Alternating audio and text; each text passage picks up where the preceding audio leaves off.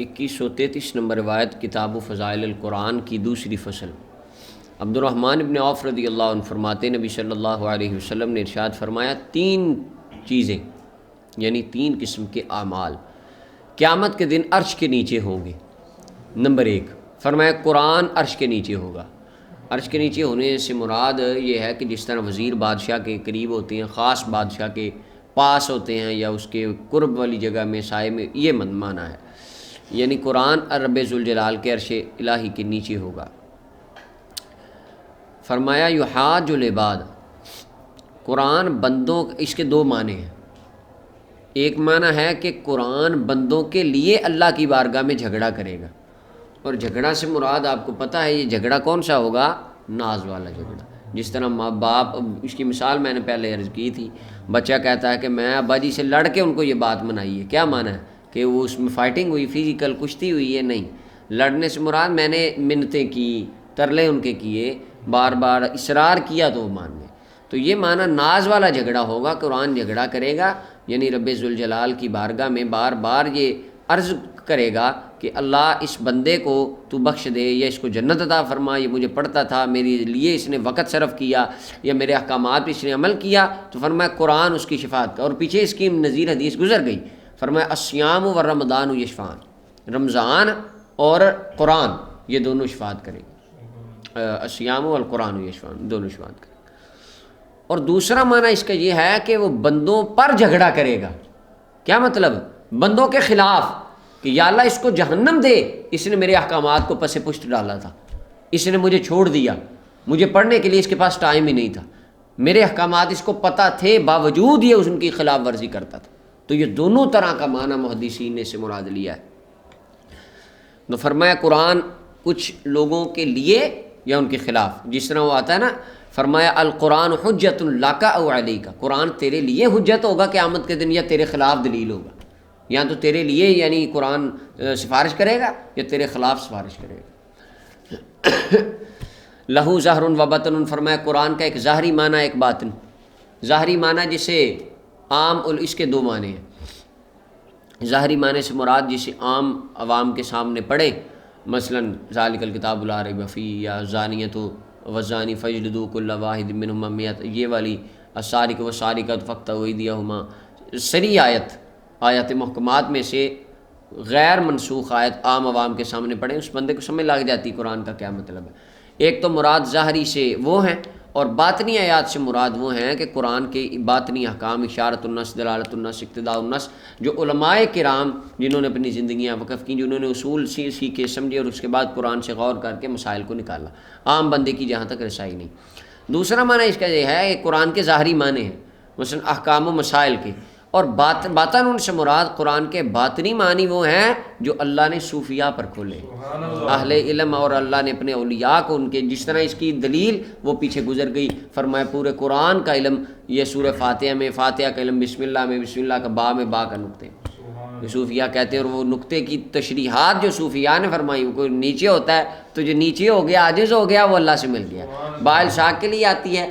اور یہ تو یہ اس کا معنی با میں علم ہونے کا مطلب کہ جو اس نقطے کو سمجھ لیتا ہے وہ اللہ رب العالمین سے مل گیا۔ بلے شاہ کا شعر بھی ہے، ایک کو نقطے وچ گل مک دی ہے، وہ ایک پوری ان کی کافی ہے، نظم ہے پوری ہے، ایک کو نقطے وچ گل مک دی۔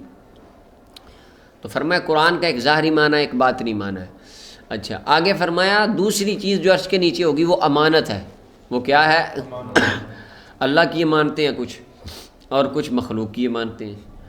فرمایا اور صلہ رحمی یہ عرش کے نیچے ہوگی، اور اسے رحم آواز دے رہا ہوگا، سنو لوگو جس نے مجھے ملایا اللہ اس کو آج ملا دے گا، ملے گا اللہ اس کو، اور جس نے مجھے دور کیا، کاٹا، اللہ تعالیٰ اس کو اپنی راہ میں سے دور فرما دے گا۔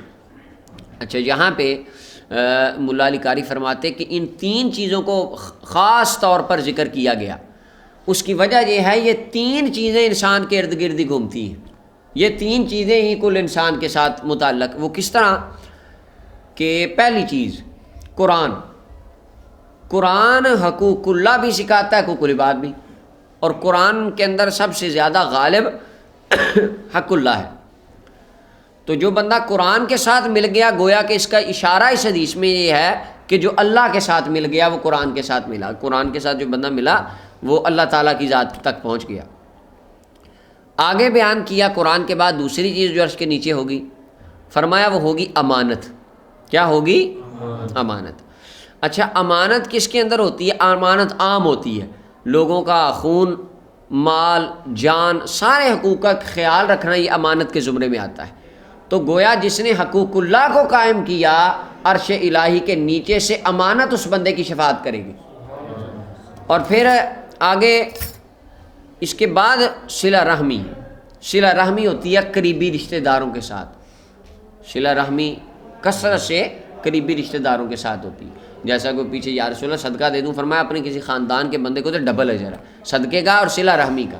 تو اس کے اندر 3 چیزیں بیان کی، اللہ کے حق، قریبی رشتہ داروں کے حق، اور عام لوگوں کے، پوری دنیا کے تمام انسانوں، جانوروں، ہر شے کا حق۔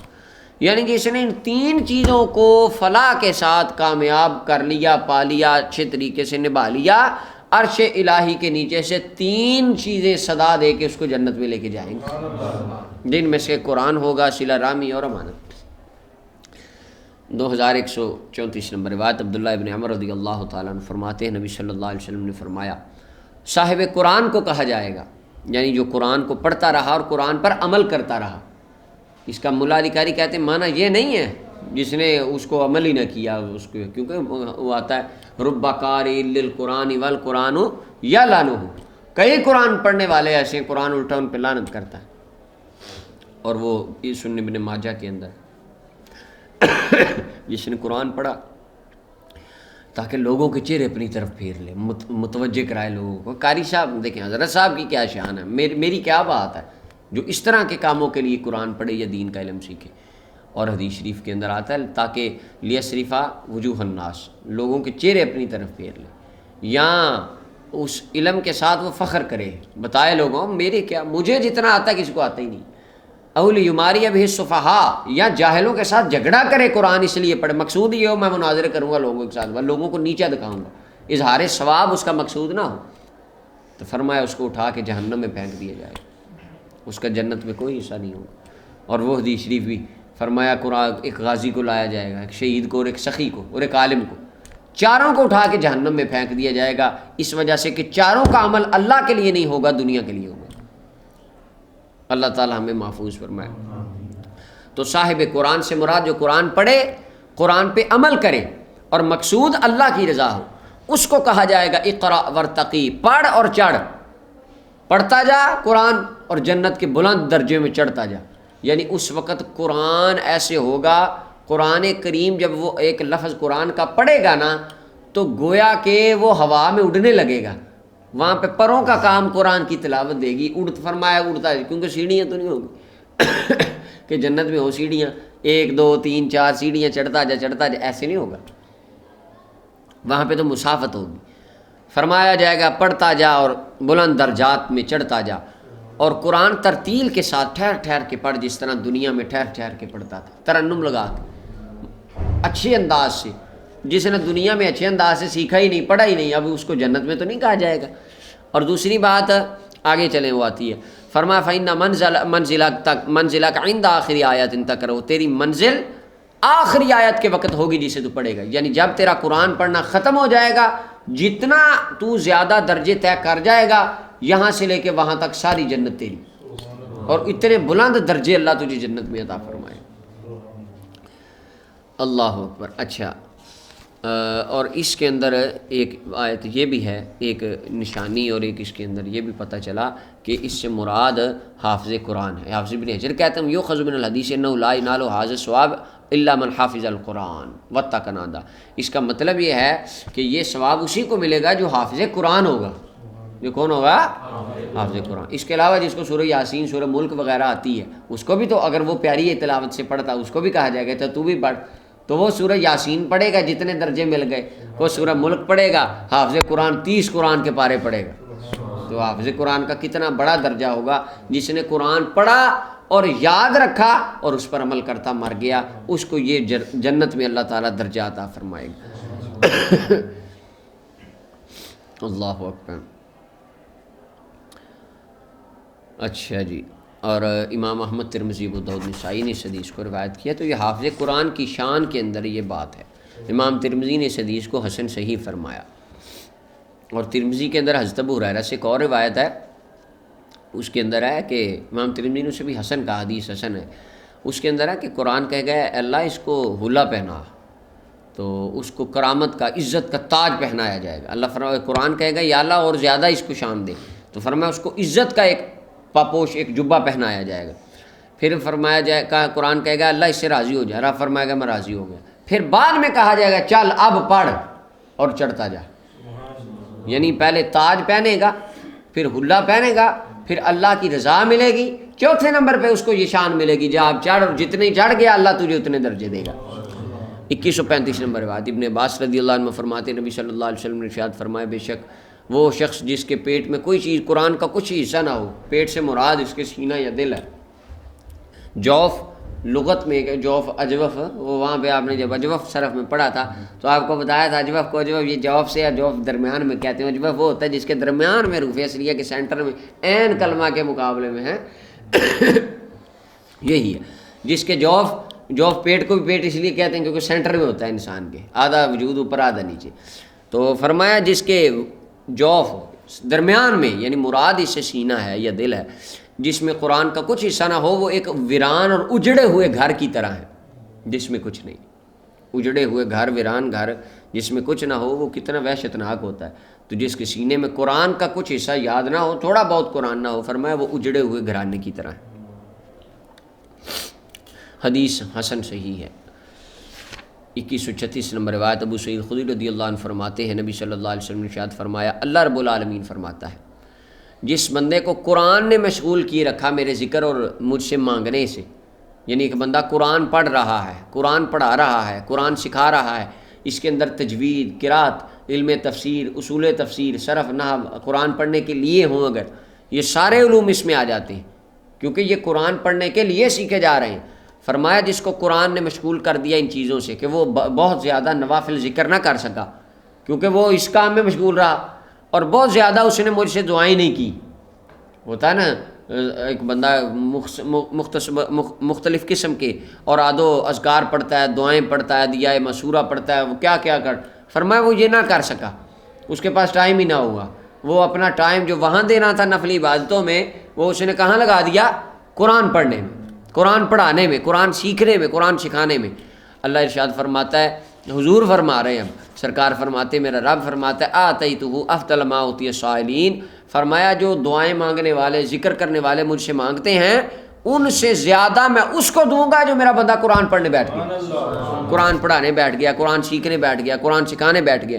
فرمایا ان باقیوں مانگنے والوں سے زیادہ میں اس کو عطا فرماؤں گا. اور فرمایا اللہ کے کلام کی فضیلت تمام کلاموں پر ایسے ہے جیسے اللہ کی فضیلت تمام مخلوق پر ہوتی ہے، ایسے اللہ کے کلام کی فضیلت. جس طرح اللہ جیسا کوئی نہیں، اس کے کلام جیسا بھی کوئی نہیں. اسی لیے تو اہل عرب عاجز آ گئے قرآن کریم کے اعجاز کو دیکھ کے. امام ترمذی، دارمی، بہقی نے شعب الایمان میں روایت کیا. یہ خالق ہونے کی حیثیت سے اور مخلوق کے اندر رسول اللہ صلی اللہ علیہ وسلم کے کلام سے زیادہ اہم اور اعلیٰ کلام کسی کا، یعنی سرکار کا کلام باقی لوگوں کے اور باقی مخلوق کے کلام پر ایسے ہے کہ جس طرح 14ویں رات کے چاند کی مثال تاروں پر، اور اللہ کا کلام کل کائنات کے ہر کلام کے اوپر ایسے ہے جس طرح فرمایا مخلوق پر خدا کی فضیلت. امام ترمذی، دارمی نے اور بہقی نے شعب الایمان میں روایت کیا. ترمذی کہتے ہیں حدیث حسن غریب ہے. 2137 نمبر روایت. ابن مسعود رضی اللہ عنہ فرماتے نبی صلی اللہ علیہ وسلم نے ارشاد فرمایا جس نے کتاب اللہ میں سے ایک حرف پڑھا اللہ اس کو نیکی عطا فرماتا ہے، اور ایک نیکی 10 کے برابر ہے، یعنی ایک حرف پڑھیں 10 نیکیوں کا ثواب ہے. پھر فرمایا میں یہ نہیں کہتا الف لام میم ایک حرف ہے، فرمایا بلکہ الف ایک حرف ہے، لام ایک حرف ہے، میم ایک حرف ہے. امام ترمذی، دارمی نے روایت کیا اور ترمذی نے فرمایا حدیث حسن صحیح ہے، لیکن اس کی سند میں غرابت ہے. اور آپ کو پتہ ہے پیچھے بھی ہم اسے ڈیٹیل سے بیان کر چکے ہیں کہ سند میں غرابت کا ہونا حدیث کی صحت کے منافی نہیں ہوتا. اس کو تمام محدثین نے اپنی اپنی جگہوں پہ بیان کیا. اچھا جی، آگے اور اس کے ہمانہ طبرانی میں، مصنف ابن ابی شیبہ میں اور بھی حدیثیں بحقی میں، فرمایا میں نہیں کہتا بسم اللہ ایک حرف ہے، لیکن با، سین، میم یہ علیحدہ علیحدہ حرف ہے۔ اور ایک ابن ابی شیبہ کی روایت میں ہے، فرمایا میں نہیں کہتا الف لام میم ذالک الکتاب، لیکن الف لام میم زال لام کاف یہ علیحدہ علیحدہ حرف ہے، ایک ایک حرف پڑھنے کی ہے، یعنی الف لام میم جو بندہ پڑھتا ہے اس کو 30 نیکیوں کا ثواب اللہ تعالیٰ عطا فرمائے۔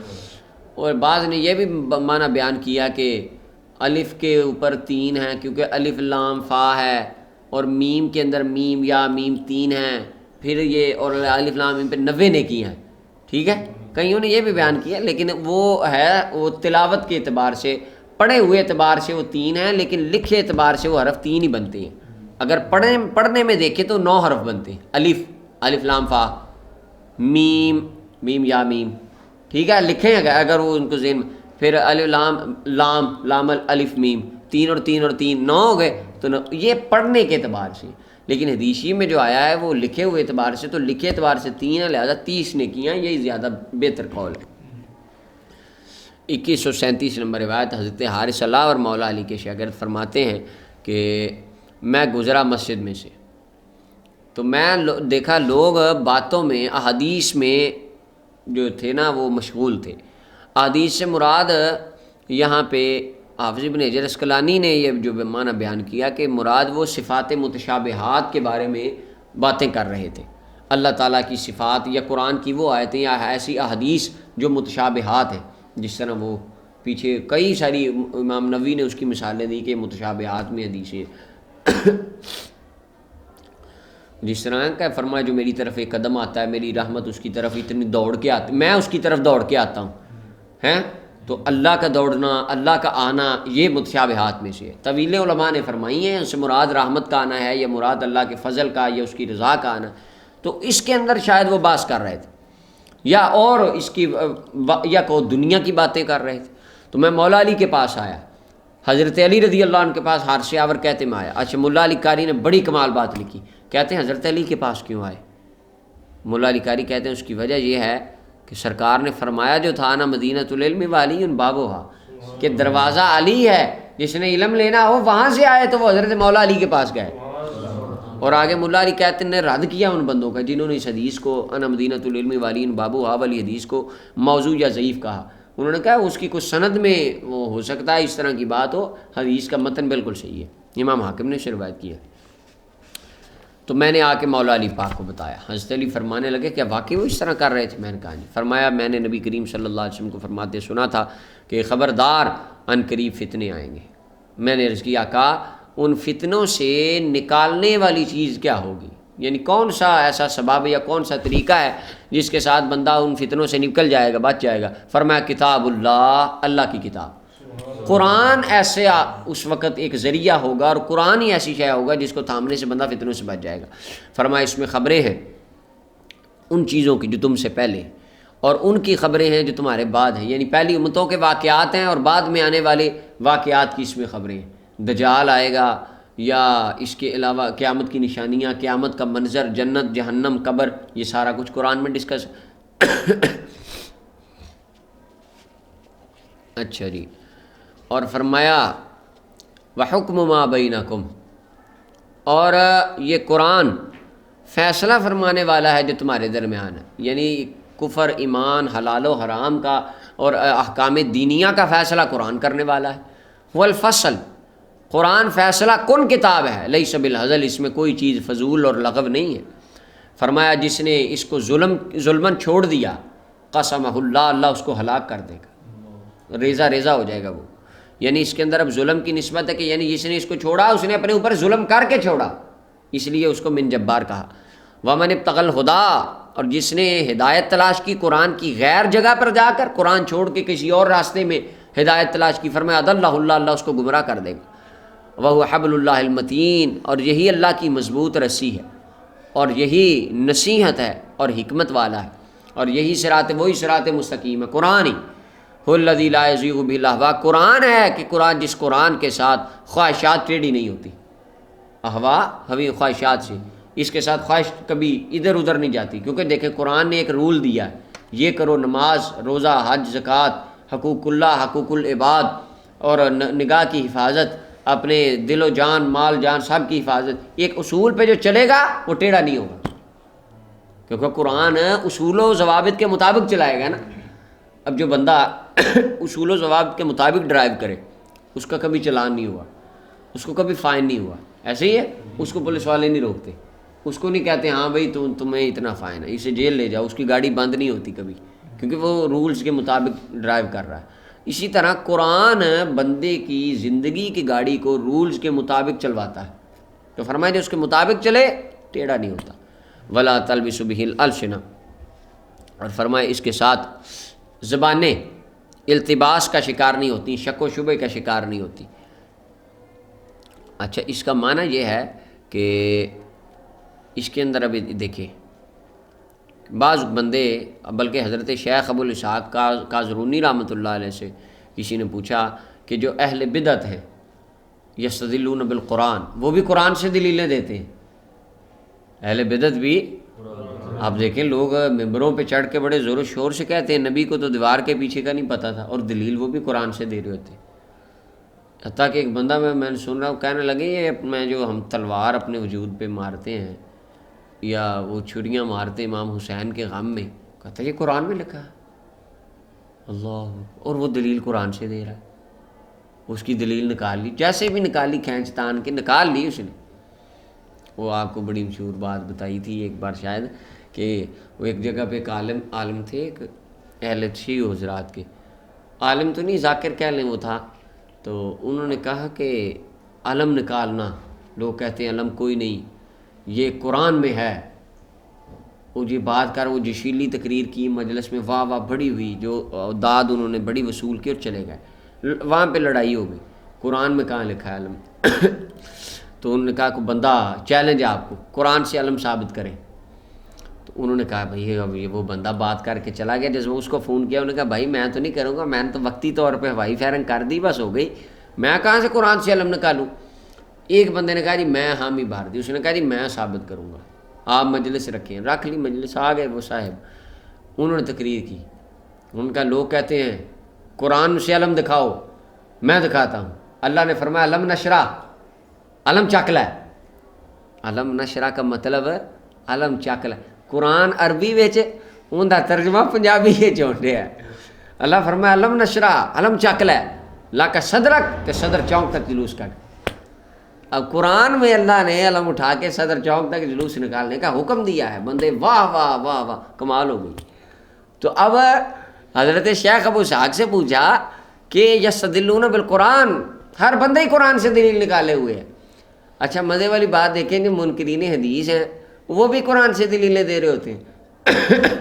کافر جو قرآن کو نہیں مانتا اپنی بات کی دلیلیں قرآن سے دے رہے ہوتے ہیں، ہر بندہ اپنی دلیل قرآن سے نکال لے گا۔ کما ان اہل السنت یحتجون بہ عند البرہان، جس طرح کہ حضرت اہل سنت بھی قرآن سے دلیل پکڑتے ہیں، تو وہاں کیا کریں؟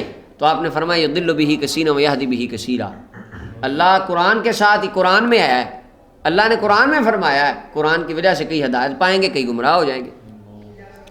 اور پھر فرمایا کہ ان کی گمراہی کا سبب یہ ہوتا ہے کہ وہ استدلال قرآن سے جو کرتے ہیں نا اپنی ناقص عقل کے مطابق کرتے ہیں، قرآن غلط نہیں ہے، ان کی عقلیں غلط ہیں۔ تو لہٰذا قرآن کو جو قرآن کی روح سے پڑھے گا، اور وہ قرآن کی روح کس طرح ہے؟ فرمایا اہل ہوا فإن اہل الہوا ترکوا الاحادیث النبویہ التی ہی مبینۃ للمقاصد القرآنیہ، اہل باطل حدیث کے بغیر قرآن پڑھتے ہیں، وہ صالحین کے فہم کے مطابق، صحابہ تابعین محدثین ائمہ ان کے فہم کے بغیر قرآن و حدیث کو پڑھتے ہیں۔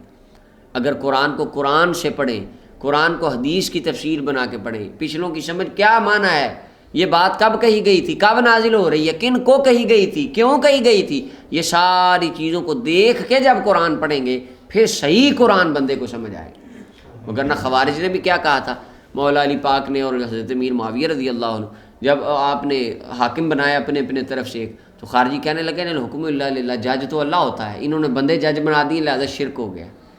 اب ان خارجیوں سے آج کوئی پوچھے کہ آج جو ہمارے پاکستان کی عدالتوں میں جج بیٹھے ہیں تو یہ کیا ہے، جو بندہ وہاں فیصلہ لے جائے وہ بھی شرک، اور بیٹھنے والا بھی شرک، کیونکہ حاکم تو اللہ ہے، اور وہ جج بن کے کرسی پہ بیٹھ گیا لہٰذا مشرک نہیں ہو گیا وہ.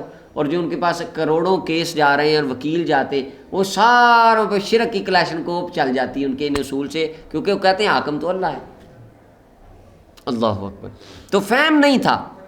اور اگلی بات بڑی کمال کی بات ہے, حضرت سیدنا جنید بغدادی رحمۃ اللہ علیہ فرماتے ہیں جس نے قرآن کو یاد نہ کیا, قرآن نہ سیکھا, حدیث نہ لکھی, لا یقتدا بھی, اس کی اقتدا نہیں کی جائے گی. جو پیر جو عالم قرآن سے بے خبر ہو, سنت مصطفیٰ سے بے خبر ہو, قرآن کا عالم نہ ہو, حدیث کا عالم نہ ہو, فرما اس کے پیچھے نہیں لگا جائے گا, وہ اس کی کوئی بیعت نہیں ہوگی. ومن دخل فی طریقنا بغیر علم, جو ہمارے طریقے میں بغیر علم کے آیا, اور واستمر قائما بجہلہ, اور فرمایا اپنی جہالت کی وجہ سے اسی پہ ڈٹا رہا, فہو ضحکۃ للشیطان مسخرۃ لہ, فرمایا وہ تو شیطان کے لیے ایک مذاق والی چیز ہے اور مسخرہ ہے. شیطان اس کا ٹھٹھا کرتا ہے, شیطان مذاق اڑاتا ہے اس کا کہ دیکھو صوفیوں کی صاحب میں چلا گیا, اس کو قرآن حدیث کا نہیں پتہ, اس کو گمراہ کرنا میرے لیے بڑا آسان ہے, یہ اپنے آپ کو کتب سمجھ رہا ہے. اور ہوتا بھی ایسے بے علم. سلطان العارفین فرماتے ہیں علم و بعد جو کرے فقیری, یعنی علم کے بغیر جو بندہ فقر کی راہ پہ چل پڑے, صوفیاء کی لائن پہ چل پڑے, اللہ کو ملنے چلا ہے علم کے بغیر, علم و بعد جو کرے فقیری, کافر مرے دیوانہ ہو, وہ بیوقوف کافر ہو کے مرتا ہے.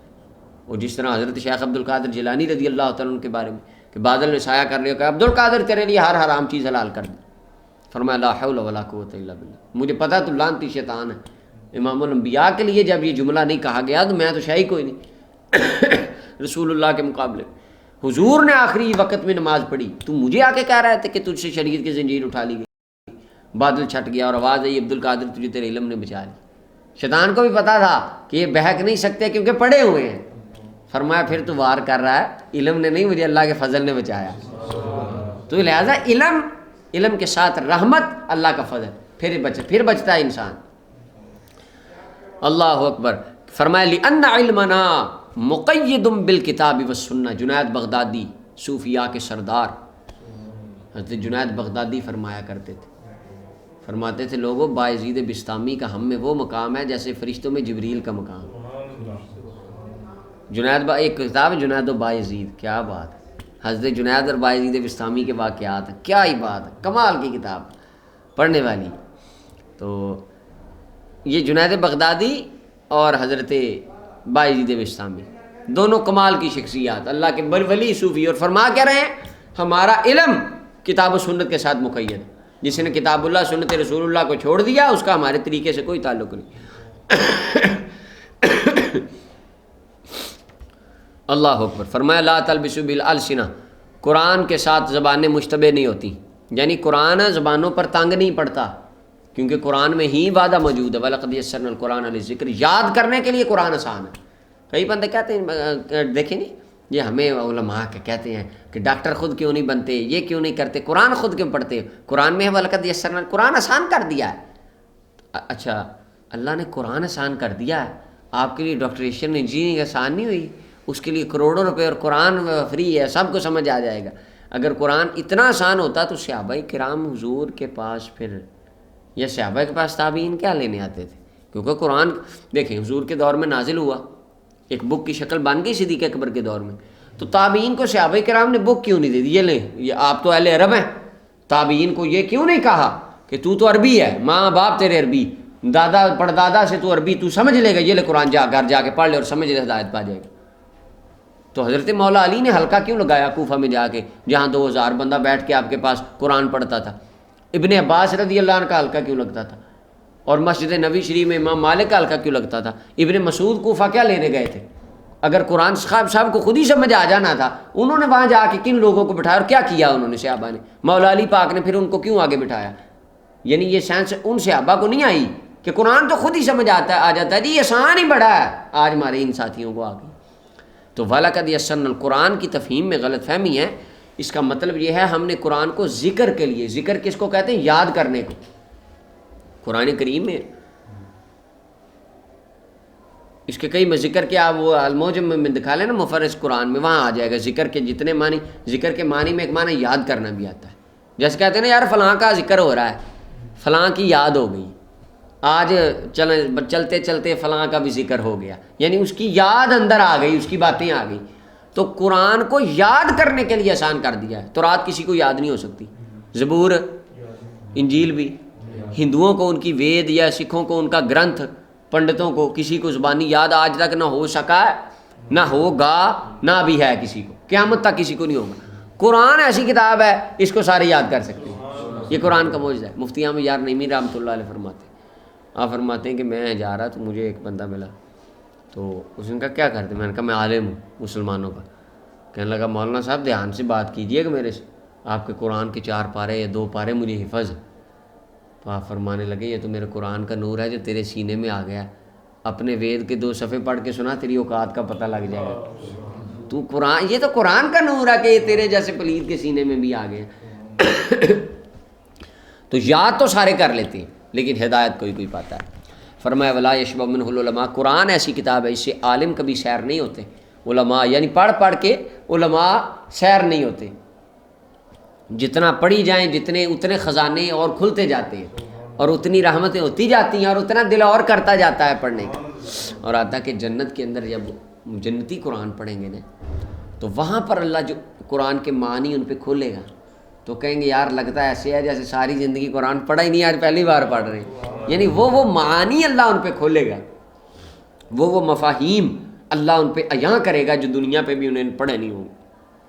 دیکھیں نا 14 صدیوں میں علماء تفسیریں لکھتے آ رہے ہیں، ہر کسی کو کوئی نیا معنی ملا ہر دور میں، اللہ نے کھولے، انہوں نے لکھے، فوت ہو گئے، ابھی بھی لکھی جا رہی ہیں، آئندہ بھی ہوتا رہے گا. لیکن قرآن کا نور کبھی ختم نہیں ہوگا. فرمایا ولا یخلون کثرت الردی، اور بار بار پڑھنے سے یہ پرانا نہیں ہوتا، یعنی لوگ اکتاتے نہیں بار بار پڑھ کے. اور فرمایا یہ قرآن وہی ہے کہ جس کو جنہوں نے سنا تو یہ کہنے پہ مجبور ہو گئے، انہوں نے کہا انا سمعنا قرآنا عجبا، ہم نے سنا قرآن بڑا تعجب خیز، یہدی الی الرشد فآمنا، ہم اس پر ایمان لائے، یہ ہدایت سیدھے راستے کی طرف رہنمائی کرتا ہے. فرمایا جس نے یہ کہا اس نے سچ کہا، اور جس نے قرآن پر عمل کیا اس کو اجر دیا جائے گا، اور جس نے قرآن کے ساتھ فیصلہ کیا اس کا فیصلہ عدل پر مشتمل ہوگا، اور جس نے قرآن کی طرف بلایا اس کو صراط مستقیم کی طرف ہدایت دی جائے گی. امام ترمذی دارمی نے روایت کیا، ترمذی کہتے ہیں اس کی سند میں مجہول راوی ہے. اور حارث جو حضرت علی کے شاگرد ہیں ان کے اندر تھوڑا کلام ہے، لیکن ملا علی قاری فرماتے ہیں ٹھیک ہے جو مرضی کہہ لیں، فالحاصل ان حدیثہ ضعیف اسناد وین کان لا شک فی صحت معناہ مع ان الضعیف معمول بہ فی الفضائل اتفاقا، کہ ضعیف حدیث بھی فضائل اعمال میں قبول ہے. اچھا جی 2139 نمبر روایت معاذ الجہنی رضی اللہ عنہ فرماتے نبی صلی اللہ علیہ وسلم نے فرمایا جس نے قرآن پڑھا وعمل بما فی، یہ دیکھیں اور اس قرآن میں عمل بھی کیا، قرآن پڑھ لیا، یاد کر لیا اور اس پر عمل بھی کیا. البس والداہ تاج یوم القیامہ، اس کے ماں باپ کو قیامت کے دن تاج پہنایا جائے گا جس کی روشنی دنیا کے گھروں میں چمکنے والے سورج سے بھی زیادہ ہوگی. لو کانت فیکم، اگر وہ تم میں ہو، یعنی اگر یہ سورج تمہارے گھروں زمین پہ آ جائے، ابھی کتنی دور ہے، کروڑوں اربوں میل دور ہے سورج، اگر دنیا پہ آ جائے اس کی روشنی کتنی زیادہ ہوگی. ابھی دھوپ ذرا تیز لگی ہو سورج کی طرف دیکھا نہیں جاتا، اور زیادہ آپ ذرا کمرے میں سے، یہ کبھی ہوگا کمرے میں ذرا ڈارک پینٹ والے روم میں اگر آپ بیٹھے ہیں اور آپ کو 4-5 گھنٹے لگاتار کتاب پڑھ کے آئے ہیں اور سخت دھوپ لگی باہر، آپ کی آنکھیں نہیں کھلتی 2-3 منٹ تو آنکھوں کے آگے نا اندھیرا سا کبھی کبھی آ جاتا ہے. یا آپ 4 گھنٹے سخت دھوپ میں، سردیوں کی دھوپ میں بیٹھ کے کسی اندھیرے والے کمرے میں جائیں اور ایک لائٹ جا کے چلائیں تو 1-2 سیکنڈ یا 5-7 سیکنڈ تو آپ کو اندھیرا ہی لگتا ہے، صحیح چیزیں نظر نہیں آتی. یہ دنیا پہ سورج کی روشنی کا اتنی دور ہے مقام، اگر دنیا پہ آ جائے کتنی روشنی ہو، فرمایا اتنی روشنی یا اس سے بھی زیادہ روشنی والا تاج اس بندے کے ماں باپ کو پہنایا جائے گا جو عالم با عمل ہوگا. علم پڑھا، قرآن پڑھا اور اس پر عمل کیا. فرمایا فما ظنکم بالذی عمل بہذا، پھر اس عمل کے بارے میں تمہارا کیا خیال ہے، کس نے تاج پہننا ہے، یعنی حضور ترغیب دے رہے ہیں. فرمایا پھر تمہارا کیا خیال ہے اس عمل کے بارے میں، کس نے اپنے بچوں کو بنانا ہے. اللہ اکبر، امام احمد ابو داؤد نے اسے روایت کیا۔ اب اس کے اندر یہ غلط فہمی ہمارے معاشرے میں بڑی ہے کہ ایک بچہ پکڑیں خاندان کا، اپنے 7 بیٹے ہیں، ایک کو پکڑیں، اس کو مدرسے میں کسی میں محلے کے مدرسے میں بس داخل کرا دیں، کسی قاری صاحب کے وہاں مسجد میں روایتی جو طریقے چل رہے ہیں، وہاں پہ ایک فیکٹری ہے مدرسہ، اس فیکٹری میں اس کے 3 سال 4 سال کا اپنے لیے اسے بھرتی کرانا ہے، تو اس میں طوطے کی طرح قاری صاحب نے قرآن پاک اس کو یاد کرا دینا، وہ یاد کرا کے آپ نے بچہ داخل کیا وہ نکال لینا، اس کے بعد اسکول پڑھائیں اس کو یا کوئی دکان ڈال دیں، آپ جائیں حافظ پان شاپ، حافظ نان شاپ، حافظ موبائل سینٹر، حافظ کریانہ سٹور ہے کہ نہیں، سارے حافظ قرآن ہیں، ٹھیک ہے جی، لیکن قرآن کسی کو نہیں آتا، بچہ قرآن بھول جائے گا، ماں باپ اس خوش فہمی میں ایک پہ پتر حافظ ہو گیا بس اپنا تاج پہنا جائے گا اور 10 بندے جنتی وہ آگے حدیث آ رہی ہے اس کے بارے میں تب غور کر، تو 10 بندے پکے بخشوا لے، تو بیٹا ایک مجھے بخشوا لینا، ایک امی کو بخشوا لینا، اور ایک یہ چاچو کو، اور ایک وہ پھپھو کو، اور 10 پورے کرا دیں گے بس پتر انہوں نے جب تینوں آواز پائے گی نا قیامت والے دن آئیں جی حافظ قرآن شفاعت کرے، تو پتر ہے 10 بندے لسٹ پڑھ لیں بخشوا لیں، اس کے بعد ابا جی کو بھی نماز کی معافی، اماں کو بھی، پھپھو کو بھی، میں کیا دیتا سی بھتیجے تیرے نوں بخشوا لے گا تینوں اللہ معاف فرمائے، لیکن کئی لوگوں نے اس طرح کے مفہوم بنا لیے ہیں، تو کوئی اپنا کوئی عمل نہیں، اعتقاد سارا کہ بس بچے نے بخشوا لینا، یہ سوال ہی پیدا نہیں ہوتا، دین میں ایسا کوئی تصور ہی نہیں ہے کہ آپ ایک لَيْسَ لِلْإِنسَانِ إِلَّا مَا سَعَىٰ، یہاں پر آ کے وہ آیت ہے، وہ منسوخ ہونے والی بات تو ٹھیک ہے وہ، لیکن اس کا مطلب جو جنہوں نے تفسیر بیان کی کہ اس کا مقصود اپنی ذات کے فزیکل اعمال کے ساتھ اصال ثواب کے اوپر تو اتفاق ہے نا جمہور ائمہ کا۔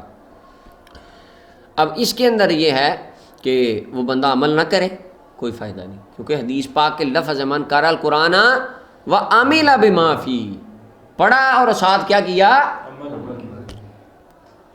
2140 نمبر روایت، عقبہ بن عامر رضی اللہ عنہ فرماتے میں نے نبی کریم صلی اللہ علیہ وسلم کو ارشاد فرماتے سنا، فرمایا اگر قرآن کو کھال میں ڈال دیا جائے پھر اس کو آگ میں پھینک دیا جائے مہترا کا تو نہیں جلے گی، قرآن کو کسی کھال میں لپیٹ کر آگ میں ڈال دیا جائے نا تو فرمایا وہ اس کو آگ نہیں چھوئے گی، مراد اس سے کیا ہے، حالانکہ دنیا پہ تو ایسے ہوتا ہے، کئی اکثر بارہ ہوا ہے قرآن پاک پڑھا اور آگ لگی، کئی ہوتا ہے قرآن پاک محفوظ رہ جاتے ہیں، کئیوں کو آگ لگ بھی جاتی ہے کیونکہ کاغذ ہے، کاغذ کو آگ لگ جاتی ہے۔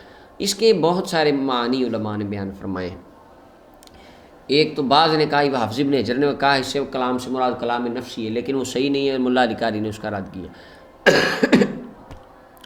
دوسری بات یہ ہے اس کا مطلب کہ یہاں پر احاب کھال کو کہتے ہیں چمڑے کی، یہاں کھال سے مراد، چمڑے سے مراد انسان کی کھال ہے اور انسان کا چمڑا ہے، یعنی اگر انسان قرآن کو انسانی چمڑے میں رکھ دیا جائے اور پھر جہنم میں پھینکا جائے، فرمایا آگ نہیں لگے گی، کیا مطلب، میرے غلاموں جس کے سینے میں قرآن ہوگا اس کو جہنم کی آگ کچھ نہیں کہے گی، یہ معنی ہے اس کا، امام دارمی نے اسے روایت کیا۔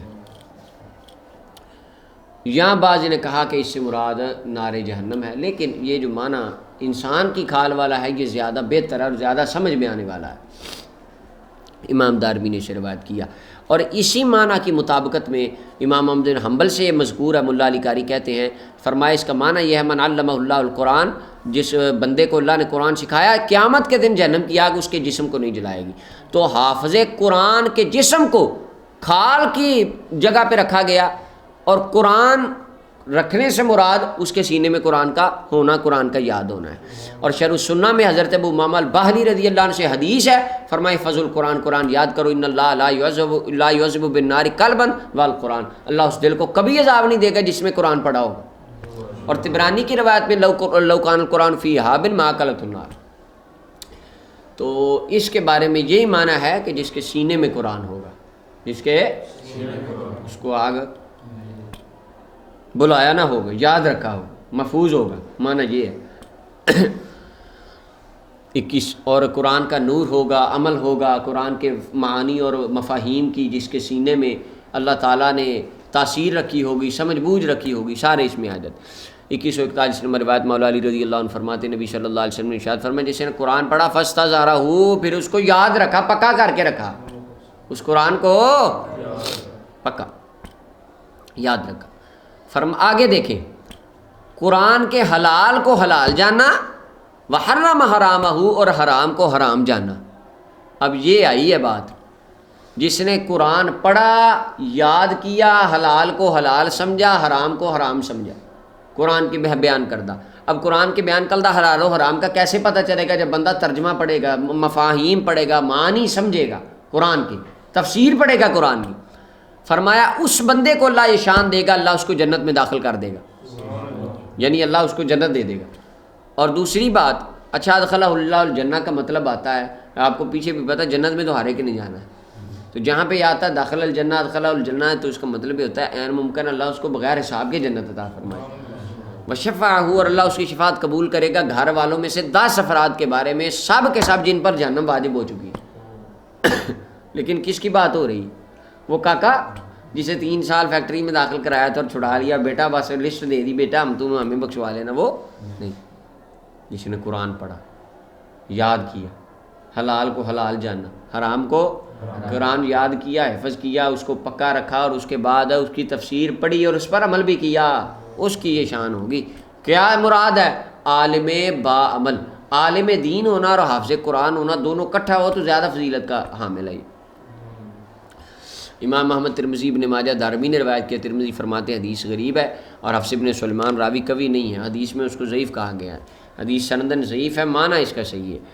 2142 نمبر روایت ہے، کیونکہ اس کے بارے میں بھی بہت سا کلام محدثین کی، اصول حدیث کی کتابیں پڑھیں تو اس میں آتا ہے، بے شمار مثالیں اس کی ملتی ہیں کہ بعض اوقات سند ضعیف ہوتی ہے، آگے بیان کردہ حدیث کا معنی صحیح ہوتا ہے۔ اس کی مثالیں صحیح بخاری میں بھی موجود ہے۔ حضرت ابو ہریرہ رضی اللہ عنہ فرماتے ہیں، نبی صلی اللہ علیہ وسلم نے فرمایا ابی بن کعب کو، کیف تقرأ فی الصلاۃ، فرمایا تو نماز میں کیسے قرات کرتا ہے، کس طرح پڑھتا ہے قرآن؟ حضرت ابی رضی اللہ تعالیٰ نے سورہ فاتحہ پڑھی، یعنی فاتحہ ممکن انہوں نے اچھے انداز سے ترتیل کے ساتھ پڑھی ہوگی۔ نبی صلی اللہ علیہ وسلم نے فرمایا اس ذات کی قسم جس کے قبضہ قدرت میں میری جان ہے، تورات میں، انجیل میں، زبور میں اور نہ قرآن میں اس جیسی صورت نہیں نازل کی گئی، اور یہ 7 مثانی قرآن عظیم کے ساتھ ہے جو مجھے عطا کی گئی ہے، یعنی میرے علاوہ کسی اور نبی کو نہیں دی گئی، صرف مجھے عطا فرمائی گئی۔ امام ترمذی دارمی نے اس کو روایت کی، لیکن دارمی میں صرف ما انزلت سے ہے، حضرت ابی بن کعب والا قصہ دارمی میں نہیں ہے کہ حضور نے ان سے پوچھا اور انہوں نے پڑھ کے سنائی اور پھر فرمایا۔ یہ حدیث امام ترمذی فرماتے ہیں حدیث حسن صحیح ہے۔ 2143 نمبر روایت ابو ہریرہ پاک فرماتے ہیں، نبی صلی اللہ علیہ وسلم نے فرمایا قرآن سیکھو اور فقرؤ، پھر اس کو پڑھو، پھر اس کو پڑھتے رہو، مراد یہ ہے اس کو یاد کرو، اس پر عمل کرتے رہو۔ اچھا جی، اور آپ کو پتہ ہے کہ قرآن پاک کے احکام و مسائل سیکھنا پورے قبیلے میں سے یا پوری علاقے محلے میں سے ایک آدھے بندے پر تو لازم ہے۔ اگر پوری بستی بے عالموں کی ہے، لا علم ہے، تو سب کو اس کا فرض کفایہ ہے یہ علم دین حاصل کرنا مکمل اپنی لیے تفقہوا فی الدین۔ کس طرح ہر گروہ میں سے ایک گروہ میں سے کوئی چند بندے منتخب ہوں جو دین کی فقہ اور دین کا علم اور دین کی سمجھ بوجھ حاصل کر لیں۔ اور امام زرکشی فرماتے ہیں جب بستی میں ایک بھی نہ ہو جس کو قرآن پڑھنا آتا ہو تو سارے گناہ گار ہوں، ایک آدھا تو ہو جو ان کو سکھائے۔ فرمایا قرآن کی مثال لمن تعلم، بے شک قرآن کی مثال اس طرح ہے کہ جو وہ بندہ جس نے قرآن کو سیکھا اور پڑھا، وقام بھی اور اس پر عمل کیا، قائم رکھا قرآن کو، فرمایا وہ کماسالی جرابن، جراب اور جراب دونوں طرح پڑھا گیا ہے، لیکن جیم کے فتح کے ساتھ بھی عام اس کی قرات ہے، دونوں طرح مولا علی قاری نے اس کو لکھا ہے، جیسے جراب کی طرح۔ اب یہاں پہ جراب یا نشانی لگا لیں، جراب کا کیا معنی ہے یہاں پہ؟ دھاگے والی جراب جو پیر میں پہنتے ہیں۔ عربی لغت میں جراب کہتے ہیں چمڑے کے توشدان کو۔ سن نسائی اور ترمذی اور ابن ماجہ کی حدیث میں ایمان آ رہا ہے جیسا کہ جراب کی طرح ہے، یعنی توشدان چمڑے کا، محشوبن مسکن جو بھرا ہوا ہے کستوری کی خوشبو سے۔ کبھی کسی نے پیر میں ڈالنے والی جراب میں بھی خوشبو ڈالی ہے۔ توشدان ہوتا تھا جراب، توشدان جو لوگ سفر میں ساتھ لے کر جاتے تھے، چھوٹا سا بیگ سا ہوتا تھا جس میں کستوری کی خوشبو بھری ہوئی ہے۔ فرمایا تفوح ریحہ کل مکان، جہاں سے بندہ گزرتا ہے خوشبوئیں بکھیرتا جاتا ہے۔ اسی طرح عالم قرآن اس طرح ہے، وہ جدھر سے گزرتا ہے قرآن کے حلے بکھیرتا جاتا ہے۔ اور مثال اس بندے کی جس نے قرآن سیکھا اور سو گیا، قرآن پڑھا اور رضائی لے کے سو گیا۔ وہ اس طرح ہے کہ جس کے پیٹ کے اندر، اور قرآن اس کے سینے میں ہے، وہ اس طرح ہے جیسا کہ توشہ دان تو ہے اس کے پاس، لیکن کستوری بھی ہے اندر، لیکن اس نے اوپر سے گرا مار کے بند کر دیا، اس کی خوشبو کسی کو۔ اور جو قرآن پڑھ کے قیام کرتا ہے، پھیلا رہا علم، وہ اس طرح جس طرح توشہ دان کھول کے لے کے جا رہا ہے، گزرتے لوگوں کو اس کا فائدہ بھی ہو رہا ہے۔ اب جس کے اندر بند ہے، جس کے پاس پڑی، اس کو تو فائدہ ہے، لیکن لوگوں کو کوئی فائدہ۔ ہاں، تو افضل کون سا ہوا؟ جس کا فائدہ لوگوں کو بھی ہے۔ امام ترمذی نسائی ابن ماجہ نے روایت کیا۔ 2144 نمبر روایت، حضرت ابو ہریرہ رضی اللہ عنہ فرماتے ہیں نبی صلی اللہ علیہ وسلم نے فرمایا جس نے سورہ حامیم پڑھی الیہ المسیر تک، یعنی حامیم تنزیل الکتاب من اللہ العزیز العلیم، آگے غافر الذنب وقابل التوب شدید العقاب ذی الطول لا الہ الا هو الیہ المصیر، یہ پڑھی یہاں تک آیت، اور آیت کرسی پڑھی، آیت الکرسی، اللہ لا الہ الا هو القیوم، یہ ساری پڑھی۔ فرمایا جس وقت صبح ہو جائے اس وقت بندہ یہ دو چیزیں پڑھے، شام تک اللہ تعالیٰ ان دو آیتوں کی برکت سے اس بندے کی حفاظت فرمائے گا، اور جو ان کو پڑھے شام کے وقت صبح تک اس بندے کی حفاظت کی جائے گی۔ امام ترمذی اور دارمی نے روایت کیا، ترمذی فرماتے ہیں حدیث غریب ہے، اور امام محمد اور ابن حبان نے اپنی صحیح میں سے روایت کیا۔ 2145 نمبر روایت، نعمان بن بشیر رضی اللہ عنہ فرماتے ہیں نبی صلی اللہ علیہ وسلم نے فرمایا اللہ تعالیٰ نے کتاب کو لکھ دیا آسمان و زمین کو تخلیق فرمانے سے 2000 سال پہلے، اور اللہ تعالیٰ نے اس سے دو آیتیں نازل فرمائیں جن کے ساتھ سورہ بقرہ کا اختتام ہوتا ہے، آمن رسول بما انزل الیہ، یہ والی، اور فرمایا جس گھر میں بھی 3 دن تک یہ دو آیتیں پڑھی جائیں شیطان اس کے پھر قریب نہیں آتا۔ شیطان یعنی ایسا نہیں ہو سکتا کہ جس گھر میں 3 دن یہ آیتیں پڑھی جائیں اور شیطان قریب آئے، ایسا نہیں ہو سکتا۔ امام ترمذی اور دارمی نے اسے روایت کیا، امام نسائی اور ابن حبان نے بھی، اور حاکم نے مستدرک میں اسے روایت کیا۔ 2146 نمبر روایت ابو درداء رضی اللہ عنہ فرماتے ہیں نبی صلی اللہ علیہ وسلم نے فرمایا جس نے 3 آیتیں پڑھی سورہ کہف کی ابتدائی، فرمایا اس کو دجال کے فتنے سے بچا لیا جائے گا، پیچھے اس کی تفسیر گزر گئی۔ پہلے فرمایا جو پوری سورہ کہف کی تلاوت کرے اس کو بچایا جائے گا دجال کے فتنے سے، پھر فرمایا جو پہلی 10 آیتیں پڑھے اس کو بچا لیا جائے گا، پھر فرمایا چلو جو 3 پڑھے اس کو بھی اللہ بچا لے گا۔ اور یہ بڑی حدیث ہے، اس طرح اس کی مثال بڑی بہت ساری روایتیں، جو 25 کا ثواب، بعض نے کہا جماعت کے ساتھ 27 کا ثواب، اس کی تشریح میں وہ جو اقوال تھے اسی کی مثال میں وہ گزر گئے سارے۔ اور ترمذی نے فرمایا حدیث حسن صحیح ہے۔ 2147 نمبر روایت حضرت انس بن مالک فرماتے ہیں نبی صلی اللہ علیہ وسلم نے فرمایا ہر چیز کا دل ہوتا ہے، ہر چیز کا فرمایا، اور قرآن کا دل سورہ یاسین ہے، قرآن کا دل۔ اچھا، اب قرآن کا دل اس کو کیوں فرمایا گیا، اس کے بارے میں مختلف اقوال ہیں۔ پہلی تو بات یہ ہے کہ سورہ یاسین یہ ہے ایسی صورت ہے کہ جو زندوں اور مردوں کے دلوں کو جلا بخشتی ہے۔ حدیث میں ہے نا مردوں پہ پڑھو، ایسے ہی ہے، اور بعض محدثین نے فرمایا مراد ہے جب فوت ہو جائے بعد میں بھی پڑھو، قبر پہ بھی پڑھو سورہ یاسین، اس سے راحت ہوتی ہے۔ اچھا جی، ابن ملک فرماتے ہیں اس کے اندر کہ ممکن ہے اگر قرآن کا دل ہوتا تو سورہ یاسین ہوتی، لیکن ملا علی قاری کہتے ہیں یہ معنی صحیح نہیں، یہ درست معنی نہیں ہے۔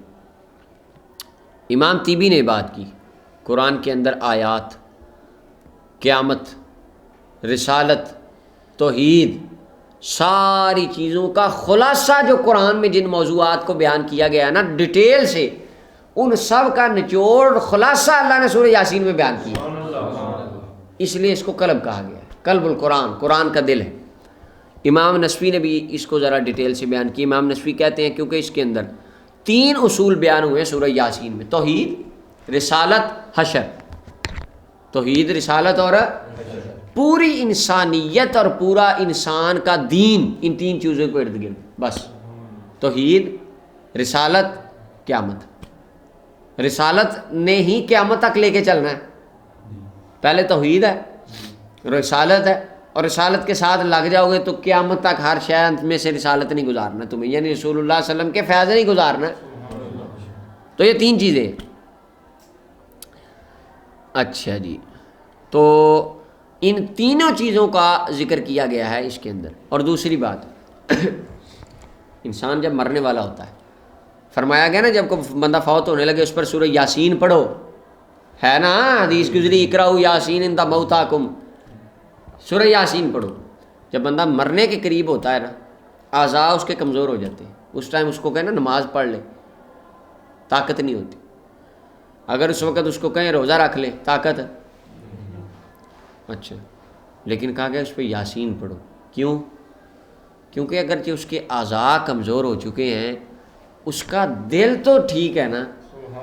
یاسین پڑھو گے، یاسین میں اللہ، رسول، قیامت، یہ سارے دین کا خلاصہ سورہ یاسین میں ہے۔ اس سے اللہ تعالیٰ اس کے دل کو مضبوط فرما دے، اور آخری وقت ہے، نجات دل کی مضبوطی سے ہی ہونی ہے۔ تو اس لیے کہا گیا یہ قرآن کا دل ہے کہ جس پر پڑھا جائے اللہ اس کے دل کو پکا کر دیتا ہے۔ امام ترمذی فرماتے ہیں حدیث قریب ہے۔ اچھا جی، اور آگے فرمایا جو بندہ یاسین پڑھتا ہے اللہ 10 قرآن پڑھنے کے برابر اس کو ثواب عطا فرماتا ہے۔ اللہ تعالیٰ اس کو کتنے قرآن پڑھنے کا ثواب دیتا ہے؟ 10 مرات، 10 مرتبہ۔ آگے مولا علی قاری نے مولا علی سے ایک حدیث لکھی، قرآن فرمایا ہر شے سے افضل ہے۔ جس نے قرآن کی تعظیم کی اس نے اللہ کی تعظیم کی، جس نے قرآن کا ادب نہ کیا اور گویا کہ اس نے اللہ کے حق کو ہلکا جانا۔ اور قرآن کی حرمت اللہ کے ہاں اس طرح جس طرح بچے پر باپ کا احترام فرض ہے۔ اور فرمایا قرآن شافع مشفع، قرآن شفاعت کرنے والا ہے، قرآن کی شفاعت قبول ہوگی۔ اللہ اکبر، جس کی قرآن نے شفاعت کر دی وہ بندہ شفاعت پا جائے گا، قرآن کی شفاعت اس کے حق میں قبول ہو جائے گی۔ جس نے قرآن کو اپنے آگے چلایا، قرآن کو آگے رکھا، قرآن کے پیچھے چلا، فرمایا جنت کی طرف جا رہا ہے۔ جس نے قرآن کو پس پشت ڈال دیا وہ جہنم کی طرف چلا گیا۔ اور فرمایا جو قرآن کو حاملین قرآن ہیں، یعنی قرآن پڑھنے والے، پڑھانے والے، سمجھنے والے، سمجھانے والے ہیں، فرمایا وہ اللہ کی رحمت پہ ڈھانپے ہوئے ہیں اور اللہ کے نور کا لباس پہنے ہوئے ہیں، ان کے اوپر نور کا لباس۔ اور فرمایا وہ اللہ رب العالمین کے کلام کو سیکھ رہے ہیں۔ اس وجہ سے جس نے ان کے ساتھ دشمنی کی اس نے اللہ کے ساتھ دشمنی کی، جس نے ان کو اپنا والی بنایا، محبت کی، اس نے اللہ سے محبت۔ فرمایا کتاب اللہ کے حاملین، کتاب اللہ کے اٹھانے والوں، استجیبوا للہ بتوقیر کتابی، اللہ کی کتاب کی تعظیم کرنے کے ساتھ اللہ کے حکم کو قبول کرو۔ اللہ تمہاری محبت کو بڑھا دے گا، مخلوق کے اندر تمہارا پیار پیدا کر دے گا۔ اللہ اکبر۔ اور فرمایا قرآن کی ایک آیت کو غور سے سننا سونے کا ایک ڈھیر اکٹھا کرنے سے بہتر ہے، اور کتاب اللہ کی ایک آیت تلاوت کرنا زمین کے نیچے، آسمان کے نیچے جو کچھ ہے زمین کے اندر، ان سب کچھ کو لینے سے بہتر ہے۔ اور فرمایا قرآن کے اندر ایک عظیم صورت ہے جس کو سورہ یاسین کا، اس کے بارے میں فرمایا عظیم صورت اللہ کے ہاں، اس کے صاحب کو یعنی اس کے پڑھنے والے کو اللہ کی بارگاہ میں شریف کہا جاتا ہے، شرف والا، بزرگی والا اللہ کے ہاں۔ وہ قیامت کے دن اپنے ساتھیوں کی شفاعت کرے گی، قبیلہ ربیہ اور قبیلہ مزر میں سے جتنے افراد ہیں ان سے زیادہ بندے ہوں گے قیامت کے میدان میں جن کی شفاعت صرف سورہ یاسین کر کے ان کو جنت میں لے جائے گی۔ اور ہمارے عام، ہم نے اب تو حالات ہی بدل گئے، اب تو ماشاءاللہ ہمارے جوان ہیں یا لڑکے لڑکیاں جتنے بھی ہیں یہ اٹھتے ہی 10 بجے 9 بجے عام نارمل اٹھی۔ اور آپ اپنے والدین کو دیکھ لیں، ہم اپنے والدین کو اور اپنے علاقوں میں، اپنے شہروں میں، محلوں میں جہاں پہ بھی لوگ تھے، حتیٰ کہ وہاں ہم نے دیکھا ٹاؤن میں بھی ہمارے ادھر جتنے تھے، یعنی آج جن کی عمر 50 یا 40 پلس ہے، 50 پلس ہے، وہ لوگ ان کی معمول تھا ان کا صبح کو اٹھنا، اور ان کی عادت تھی صبح کو اٹھ کے انہوں نے ٹائم سے جو ہے سورہ نماز فجر کے بعد سورہ یاسین سارے پڑھتے تھے، عام روٹین تھی، مرد و خواتین۔ اور ان کو کچھ نہیں آتا، ایک بزنس مین، بینک میں بندہ جاب کرتا ہے، کوئی ٹیچر ہے، کوئی بندہ اس کی دکان ہے، صبح کو فجر کی نماز کے بعد سورہ یاسین روٹین تھی تلاوت کرنا لوگوں کی۔ آج اب دور بات ختم ہو گئی، عجیب معاملہ۔ تو خیر اگلی حدیث 2148 نمبر روایت ابو ہریرہ پاک فرماتے ہیں نبی صلی اللہ علیہ وسلم نے فرمایا اللہ تعالیٰ نے سورہ طٰہٰ اور یاسین کو پڑھا مخلوق آسمان و زمین کو تخلیق فرمانے سے 1000 سال پہلے پڑھا، اب پڑھا اللہ کا پڑھنا کیسے ہے؟ اللہ نے کلام نفسی کو پڑھا، اس کا پڑھنا زبان سے اور آواز سے پاک، حروف اس کا پڑھنا، اللہ کی قرات حرفوں کی محتاج نہیں۔ یہ بات اس نے کیسے پڑھا یہ اللہ ہی جانتا اور فرشتوں نے کیسے سنا یہ اللہ ہی جانتا۔ فلما سمعت الملائکہ، جب فرشتوں نے سے سنا، اب فرشتوں نے کانوں سے تو نہیں سنا کیونکہ وہ آواز سے پاک ہے، تو آواز سننے کے لیے کان کا ہونا ضروری ہے، ٹھیک ہے؟ تو اللہ کے کلام میں جب آواز نہیں تو کانوں کے ساتھ اس کا تعلق کیا؟ وہ کان سے نہیں سنا جاتا، وہ کلام دل سے ہی سنا جاتا ہے، یا اللہ ہی جانتا ہے وہ کیسے سنا جاتا ہے، کانوں والی وہ سننا نہیں تھا۔ اچھا، اب اس سے یہ بھی پتہ چلا کہ اللہ تعالیٰ نے انسانوں سے پہلے فرشتوں کو پیدا فرما دیا، انسانوں سے کئی 100 سال 1000 سال پہلے فرشتے پیدا ہو چکے تھے، اور فرشتوں سے پہلے اللہ نے جسے پیدا کیا وہ نبی علیہ السلام کا نور مبارک۔ اچھا، مزے والی بات دیکھیں، قالت، فرشتوں نے کہا طوبیٰ لامۃ، مبارک اس امت کے لیے اس پر یہ صورت نازل ہوگی، اور مبارک ہے ان سینوں کے لیے جو اس کو اٹھائیں گے، اور مبارک ہے ان زبانوں کو جو یہ صورتیں پڑھا کریں گے۔ اچھا، اللہ نے کون سی صورت پڑھی؟ سورہ طٰہٰ اور یاسین۔ مولا علی قاری کہتے ہیں طٰہٰ بھی رسول اللہ کا نام ہے، یاسین بھی سرکار کا نام ہے۔ اللہ نے 1000 سال زمین و آسمان کی پیدائش سے پہلے فرشتوں کے مجمع میں اپنے حبیب کی شان تلاوت فرمائی۔ فرشتوں نے کہا واہ، وہ سونا کتنی شان والا ہے جس کی شانیں آج رب ہمیں سنا رہا۔ اچھا جی، 2149 نمبر روایت، حضرت ابو ہریرہ رضی اللہ عنہ فرماتے ہیں نبی صلی اللہ علیہ وسلم نے فرمایا جس نے سورہ حامیم الدخان پڑھی رات کے وقت میں، فرمایا صبح کرتا ہے اس حال میں کہ اس کے لیے 70,000 فرشتے بخشش کی دعا کرتے ہیں۔ امام ترمذی نے اسے روایت کی اور کہا حدیث غریب ہے، عمر بن ابو القاسم راوی ضعیف ہے۔ امام محمد بخاری نے اسے منکر الحدیث کہا۔ 2150 نمبر روایت، حضرت ابو ہریرہ فرماتے ہیں نبی صلی اللہ علیہ وسلم نے فرمایا جس نے حامیم الدخان پڑھی جمعے کی رات کو، یعنی جمعرات کی رات، وہ جمعے کی رات ہی ہوتی ہے، جمعرات کا دن اور رات کون سی ہوئی؟ جمعے والی، تو فرمایا اس کے گناہوں کو بخش دیا جاتا ہے۔ امام ترمذی نے روایت کیا، کہا حدیث غریب ہے۔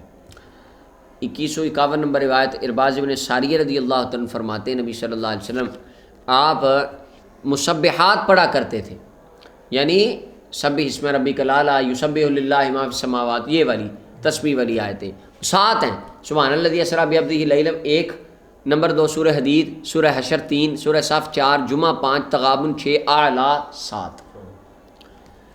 حضور علیہ السلام سونے سے پہلے پڑھا کرتے تھے، اور سرکار فرماتے ان میں ایک آیت ہے جو 1000 آیتوں سے بہتر ہے۔ امام ترمذی، ابو داؤد نے اور دارمی نے خالد ابن معدان سے مرسل روایت کیا اسے۔ اچھا، اب وہ آیت کون سی ہے یہ اللہ ہی جانتا ہے یا حضور جانتے ہیں، ٹھیک؟ بعض نے کہا لو انزلنا ھذا القرآن ہے، بعض نے کہا هو اللہ الاول والآخر والظاہر والباطن، لیکن مولا علی قاری اور امام طیبی نے کہا نہیں صحیح ہے کہ اس کو پوشیدہ رکھا گیا جیسے لیلۃ القدر مخفی ہے، اللہ ہی جانتا ہے۔ 2153 نمبر روایت، حضرت ابو ہریرہ رضی اللہ عنہ فرماتے نبی صلی اللہ علیہ وسلم نے ارشاد فرمایا قرآن میں ایک سورت ہے وہ 30 آیتیں ہیں اس کی، فرمایا شفاعت لراجلین، اس نے شفاعت کی ایک بندے کی حتیٰ کہ وہ بخش دیا گیا۔ شفاعت کی ماضی کا صیغہ ہے، فرمایا ایک بندہ بخشا گیا اس کی وجہ سے، قبر میں وہ بندہ ہے اور بخش دیا گیا ہے۔ کیوں بخشا گیا ہے؟ کس عمل کی وجہ سے؟ فرمایا میں جانتا ہوں۔ اب حدیث میں شفاعت ماضی کا صیغہ اور خبر دی جا رہی ہے، ٹھیک ہے، اس کو مضارع کے معنی میں لینا جائز ہے، لیکن اگر ماضی والا معنی لیں تو یہ غیب کی خبر ہے، اور اگر مضارع والا لیں ہے پھر بھی غیب کی۔ فرمایا میں جانتا ہوں۔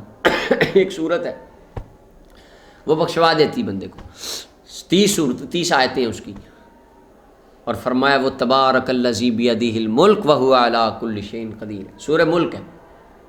امام احمد، ترمذی، ابو داؤد نے اور نسائی نے اور ابن ماجہ نے سب نے اس کو روایت کیا، اور حضور ابن عباس مرفوع روایت کرتے ہیں نبی علیہ السلام نے فرمایا مجھے پسند ہے انہا فی قلب کل مومن، سورہ ملک ہر مسلمان اور مومن کے دل میں ہونی چاہیے، ہر مومن کو زبانی یاد ہونی چاہیے۔ 2154 نمبر روایت، ابن عباس رضی اللہ عنہ فرماتے ہیں بعض صحابہ کرام میں سے کسی نے خیمہ لگا لیا ایک قبر پر، یعنی قبر کی جگہ پر، وہ قبر کی جگہ بالکل پلین تھی، انہیں پتہ نہیں تھا، وہ لا یاسب، ان کو نہیں پتہ تھا کہ یہ قبر ہے۔ فرمایا فائزہ فی انسان، اچانک اس میں سے ایک انسان تھا جو سورہ ملک پڑھنے لگ گیا، نیچے سے سورہ ملک کی آواز آنے لگی، اللہ اکبر، تبارک الذی بیدہ، حتیٰ کہ پوری سورت وہ تلاوت اس نے کر دی۔ اب یہاں سے پتہ چلا کہ بعض قبروں والے وہ ایسے کام بھی کبھی کبھی کر دیتے ہیں جو زندہ کرتے ہیں. اب دیکھیں عام آپ جائیں قبرستان سے کبھی آواز آئی ہے سورہ فاتحہ کی، اگر آواز آئے آپ اگلی بار جائیں نا، ہاں آپ نے ڈر جانا ہے کہ یہ کیا ہے. تو اب صحابی رسول ڈرے نہیں انہوں نے پوری صورت سنی. سننے کے بعد حضور کی بارگاہ میں گئے، اتن نبی صلی اللہ علیہ وسلم، حضور کے پاس آئے، حضور کو بتایا آ کے. نبی علیہ السلام نے فرمایا یہ سورہ ملک ہے، یہ المانعہ، عذاب قبر کو روکنے والی ہے، یہ اللہ کے عذاب سے نجات دلانے والی صورت ہے. یعنی وہ جو قبر والا ہے وہ اللہ کے عذاب سے نجات پا چکا ہے، حافظ قرآن ہے، قبر میں بیٹھ کے بھی قرآن کی تلاوت کر رہا ہے. امام ترمذی نے کہا حدیث قریب، اور اس کو قاضی شوکانی نے کہا اس کے اندر اپنا وہ جو ان کی کتاب ہے اس کے اندر انہوں نے اس حدیث کو صحیح کہا، اسنادہ عند الجمانیین صحیح ہن. اچھا جی 2155 نمبر روایت جابر رضی اللہ عنہ فرماتے نبی صلی اللہ علیہ وسلم سوتے نہیں ہوتے تھے حتیٰ کہ آپ پڑھتے الف لام میم تنزیل الکتاب لا ریب اور سورہ ملک یہ پڑھ لیتے، ان کی تلاوت کرنے کے بعد سوتے. امام محمد ترمذی دارمی نے روایت کیا، ترمذی کہتے ہیں حدیث صحیح ہے، شرح سنہ اور مساوی میں ہے کہ یہ روایت قریب ہے. 2156 نمبر روایت ابن عباس فرماتے اور انس بن مالک رضی اللہ عنہ دونوں فرماتے نبی صلی اللہ علیہ وسلم نے فرمایا اذا زلزلت الارض زلزالہا، یہ پوری صورت فرمایا نصف قرآن کے برابر ہے. جو بندہ پڑھتا ہے اللہ نصف قرآن کا ثواب دیتا ہے. قل اللہ احد ثلث قرآن تہائی قرآن کے برابر، 10 پاروں کا ثواب. سورہ کافرون ربع چوتھائی قرآن کے برابر. اچھا اس کی وجوہات بیان کی گئی ہیں نصف قرآن، کیونکہ اذا زلزلت کے اندر حشر کا، قیامت کا، وعد و وعید کا ذکر ہے، اور سورہ اخلاص میں اللہ رب العالمین کے اوصاف کا ذکر ہے، سورہ کافرون میں شرک سے برات کا ذکر ہے. اس وجہ سے ان کو کہا گیا کیونکہ یہ نصف قرآن کا خلاصہ اس میں ہے.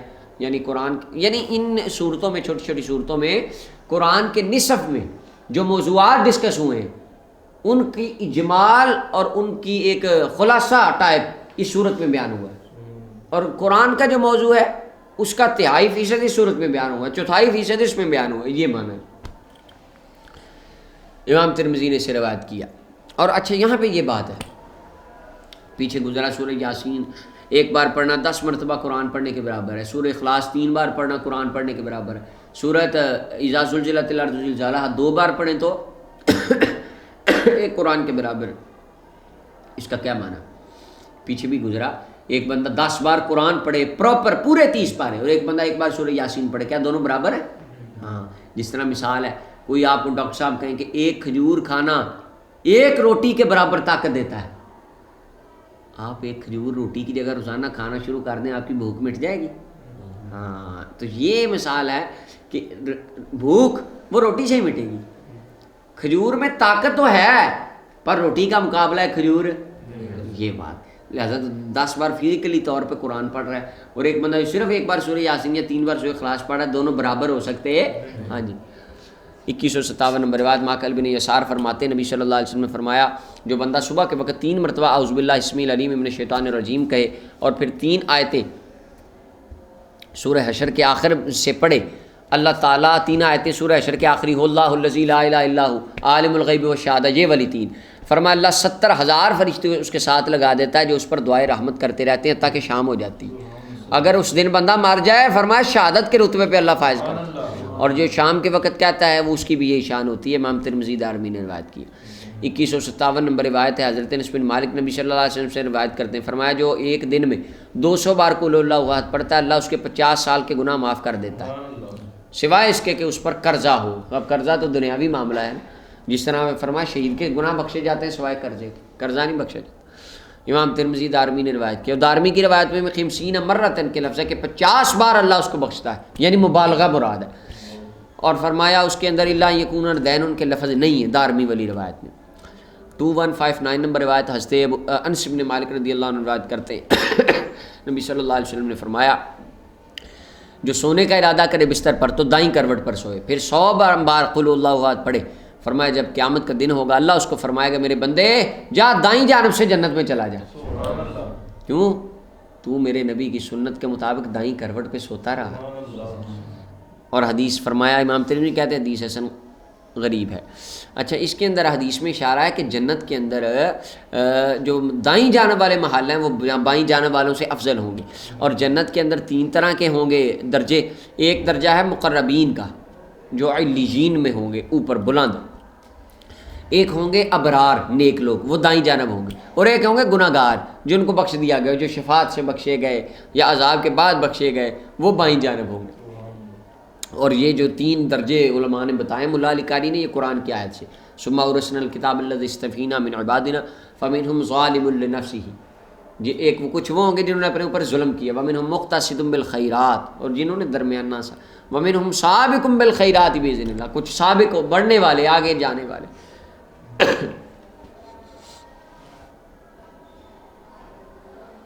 اچھا جی آگے اگلی حدیث 2160 نمبر روایت ہے، حضرت ابو ہریرہ فرماتے ہیں نبی صلی اللہ علیہ وسلم نے ایک بندے کو قل اللہ احد پڑھتے ہوئے سنا، فرمایا واجبت، واجب ہو گئی۔ عرض کیا آقا کیا واجب ہو گئی؟ فرمایا جنت واجب ہو گئی۔ امام مالک ترمذی نسائی نے روایت کیا۔ سورہ اخلاص کے فضائل پیچھے بھی گزر گئے۔